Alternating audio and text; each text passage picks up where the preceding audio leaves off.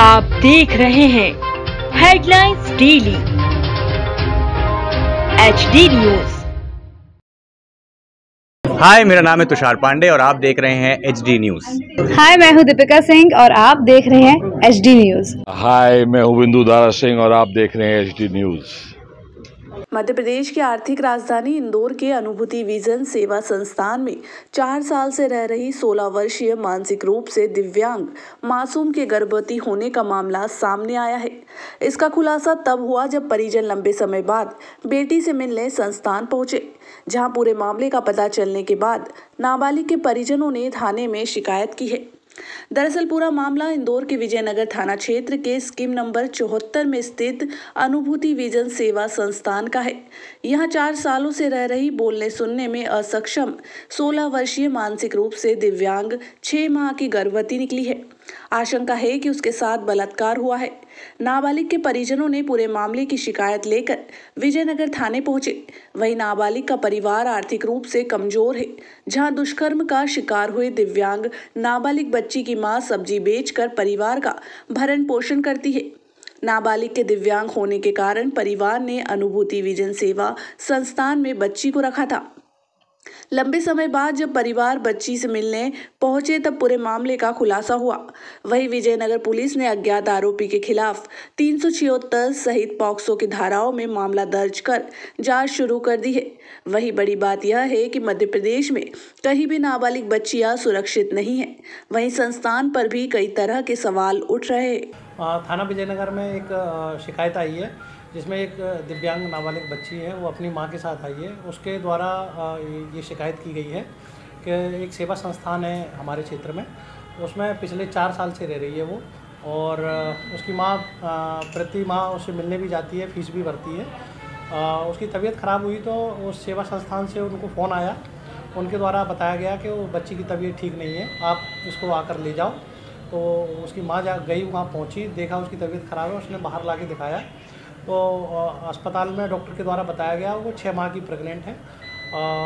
वो चूँकि थोड़ा सा बोलने करने में असमर्थ है, उसके द्वारा ये नहीं बता पा रही है कि वो किसके द्वारा ये किया गया है उसके साथ। उसकी जो शिकायत प्राप्त हुई है उस पर से हमारे द्वारा FIR की जा रही है, और FIR करने के पश्चात इसमें हम लोग इन्वेस्टिगेशन करेंगे कि किसके द्वारा ये काम किया गया है। और 376 पॉक्सो एक्ट के तहत हम लोग ये प्रकरण पंजीबद्ध कर रहे हैं। और उसकी बच्ची की एज 17 साल है और नाबालिग है। हम इस संबंध में FIR करके इसमें इन्वेस्टिगेशन करेंगे। अज्ञात के खिलाफ FIR की जा रही है। फिर इन्वेस्टिगेशन में ये तय करेंगे कि किसके द्वारा ये गलत काम किया गया। ये सब कब पता चला भी और कब जांच हुई थी इसकी? वो संस्थान के द्वारा उसकी माँ को खबर दी गई थी कि उसकी तबीयत ख़राब है, तो वो माँ परसों जाके उसको लेके आई थी। और कल उसके द्वारा जब ये पता चला कि वो 6 माह की प्रेग्नेंट है, तो वो आज थाने पर आके उनके द्वारा ये शिकायत की गई है। हम लोगों ने वो जो स्पॉट है वो बच्ची से दिखवाने की कोशिश करी और पूछने की कोशिश करी कौन आरोपी है।